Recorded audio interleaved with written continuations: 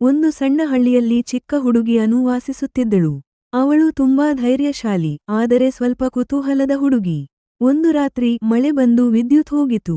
ಮನೆ ತುಂಬಾ ಕತ್ತಲೆ. ಅನು ತನ್ನ ಕೋಣೆಯಲ್ಲಿ ಕುಳಿತಿದ್ದಳು. ಅಕಸ್ಮಾತ್ ಅಯ್ಯೋ, ಇದು ಏನು ಎಂದು ಅವಳು ಹೆದರಿ ನಿಂತಳು. ನೆರಳು ಅಲುಗಾಡುತ್ತಿದ್ದಂತೆ ಕಾಣಿಸಿತು. ಅದು ದೊಡ್ಡ ರಾಕ್ಷಸನಂತೆ ಕಾಣಿಸುತ್ತಿತ್ತು. ಅನು ನಿಧಾನವಾಗಿ ಅಮ್ಮನನ್ನು ಕರೆಯಲು ಹೊರಟಳು. ಅಮ್ಮ ಬಂದರು. ಅವರು ಮಿಂಚು ದೀಪ, ಟಾರ್ಚ್ ಹಿಡಿದು ನೋಡಿದರು. ನೆರಳು ಮತ್ತೆ ಗೋಡೆಯ ಮೇಲೆ ಕಾಣಿಸಿತು.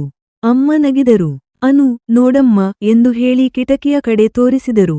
ಕಿಟಕಿಯ ಹೊರಗೆ ಒಂದು ಚಿಕ್ಕ ಬೆಕ್ಕು ಮಳೆದಿಂದ ತಪ್ಪಿಸಿಕೊಳ್ಳಲು ಕುಳಿತಿತ್ತು. ಅದರ ಹಿಂದೆ ಮರದ ಕೊಂಬೆಗಳು ಗಾಳಿಯಿಂದ ಅಲುಗಾಡುತ್ತಿವೆ. ಟಾರ್ಚ್ ಬೆಳಕು ಬಿದ್ದಾಗ ಅನು ನಗತೊಡಗಿದಳು. ಅಯ್ಯೋ, ನಾನು ರಾಕ್ಷಸ ಎಂದುಕೊಂಡಿದ್ದೆ. ಅಮ್ಮ ಹೇಳಿದರು, ಕತ್ತಲೆಯಲ್ಲಿ ಕಾಣುವ ಎಲ್ಲವೂ ಭಯಾನಕವಲ್ಲ. ಕೆಲವೊಮ್ಮೆ ಅದು ನಮ್ಮ ಕಲ್ಪನೆ. ಆ ರಾತ್ರಿ ಅನು ಒಂದು ಪಾಠ ಕಲಿತು, ಭಯವನ್ನು ಎದುರಿಸಿದರೆ ಅದು ಸತ್ಯವಾಗಿಯೇ ಚಿಕ್ಕದಾಗುತ್ತದೆ. ನೀತಿ: ಭಯ ನಮ್ಮ ಕಲ್ಪನೆಯಲ್ಲೇ ದೊಡ್ಡದಾಗಿ